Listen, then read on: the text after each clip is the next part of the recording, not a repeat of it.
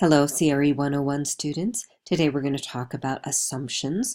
You have a set of course competencies that link to this, which is why we're talking about it.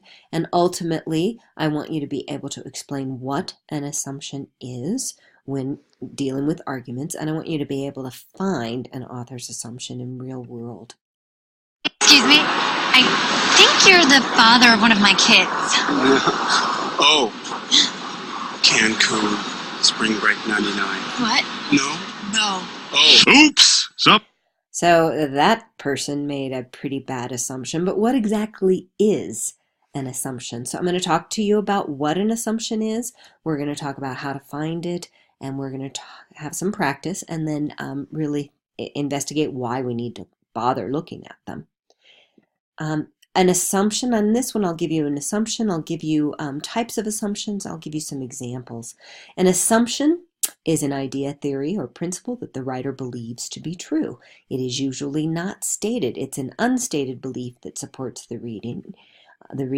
It is taken for granted and hidden. It influences the conclusion. It can be deceptive. So some examples are homosexuality is a condition established in the genetic code before birth. Some people have that belief system. Other people believe that homosexuality is the result of a set of environmental circumstances. If I'm going to write a paper arguing one way or the other, the stance that I come from is going to affect what I write.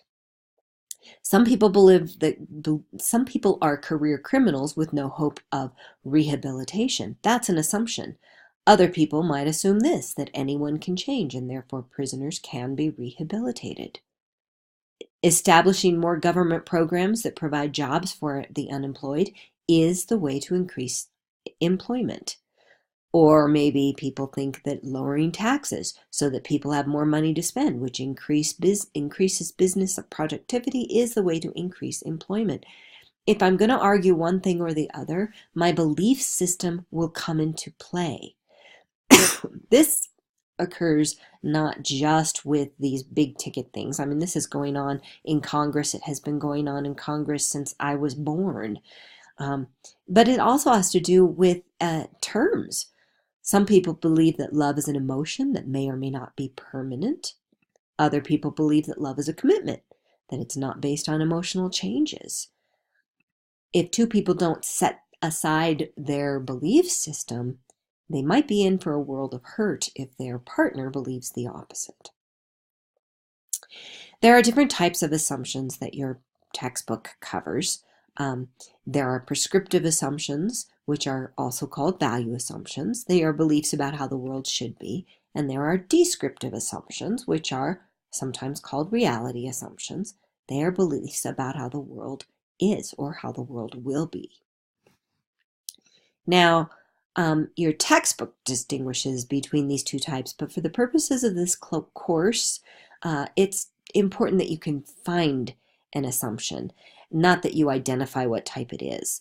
So some of the examples from your textbook will identify them, but I want you to focus on how to find them. That is the key element to what you need to learn for this class. So let's really investigate how to find assumptions. If you, what you're asking about is, are the assumptions, what are the assumptions? What are the hidden beliefs that support the reasoning? Those are your general questions. How to find the assumptions. If you're going to write any slide down, write this one down. First thing to do, think about the gap between the conclusion and the reasons. So that is, you're going to ask yourself, what has to be true for the reason to support the conclusion? And you'll need to ask that of each of the reasons. Or maybe you'll ask, what do I have to believe for the reason to work in this argument? Because essentially the author has something that they believe, they take it for granted that you also believe it, and that's what you really have to uncover. So the first step is think about the gap between the conclusion and the reasons. And then other ways to find it are to maybe identify with the opposition, or identify with the author, or look for unstated ideas that support the reasons. So let's find an example here. Here's an argument. MCC should make the latest technology available in classrooms because students will learn more.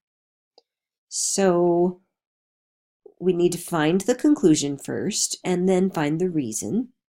Do that on your own because I know you're still working on argument structure. You can stop the video. On the next click, I'm going to give you a layout of what that argument is, and you can check your work. Conclusion: MCC should make technology available for classrooms. Reason: students will learn more. Now I want you to find what assumptions there are inherent in that argument. And on the next click, you will be able to see that. First, it assumes that technology is good. We also have to believe that the technology in the room will be used. We have to believe that technology can improve learning.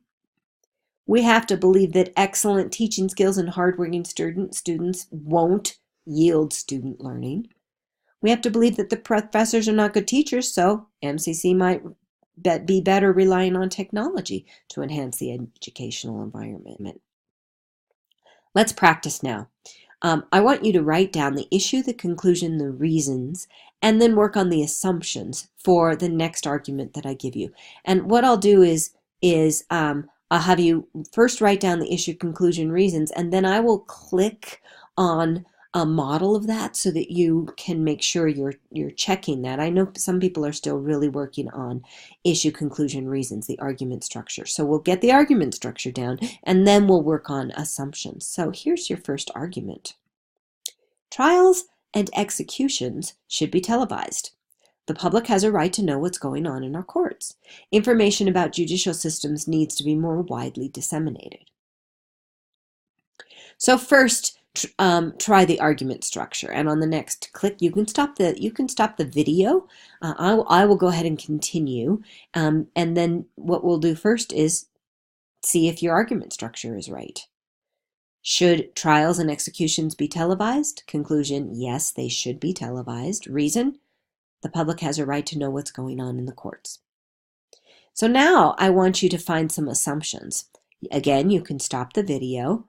In the next click, I am going to give you the answers of some assumptions that you may have found. So you might be back now. Some assumptions that you may have found: the public has a right to know. That reason assumes that the public doesn't already know. The public has a right to know also assumes that televising an execution will inform the public of what goes on in the courts. Now, a lot of times students will have a wrong answer, and a common wrong answer is this one, that it assumes that the public wants to know. The reason that this is a wrong answer here is because if it's an assumption in argumentation, then it has to depend, the argument has to depend on it. And we don't have to agree with this in order for the reason that the public has a right to know to fit with this, to support the conclusion. So since this particular assumption doesn't require, we're not required to believe that in order to buy the argument, it's really not considered an assumption when we talk about assumptions in argument. Let's try another one. And again, you're going to find the conclusion, the issue, the conclusion, and the reason. All teens should have the hepatitis B vaccination starting at 12 years old. Hepatitis B is a sexually transmitted disease that can be fatal. It can also be transmitted through intravenous drug use. So find the argument structure, issue, conclusion, reason. You can stop the video. On the next click, I am going to give the answer. Should 12-year-olds be vaccinated for hepatitis B? Conclusion: all teens should have the hepatitis B vaccine. Reason: hepatitis B is fatal. It's transmitted sexually. So stop the video now and find some assumptions. Some assumptions you might have found are: the reason, especially this reason here, assumes that all teens are sexually active and using intravenous drugs. The reason also assumes that the vaccine will work. So you may have found some others, and mostly this is a way for you to practice. I'm going to have you do this one on your own. I'm not going to read it to you. You can read it out loud. I'm going to instead move now to why. Why should we detect assumptions? Well, because when we have a foundational disagreement about the assumptions, we should discuss those first before any arguments that are based upon them. If we don't agree with the assumption, we cannot agree with the argument. Here's an example. A first grade girl handed in this drawing for her homework assignment. After it was graded, the child brought it home and she returned to school the next day with the following note. Dear Miss Davis, I want to be clear on my child's illustration. It is not of me on a dance pole and a stage in a strip joint. I work at Home Depot and had commented to my daughter how much money we made in a recent snowstorm. This drawing is of me selling a shovel, Mrs. Harrington. So when we don't uncover the assumptions that people make, we can't base any argument. We can't agree with any argument that's based upon it. So here's the big question for you. Are you and can you explain what an assumption is? Can you find an author's assumption in various real-world arguments? You will need to practice finding an author's assumption in all the work that we do going forward. So if you need further help, ask your instructor.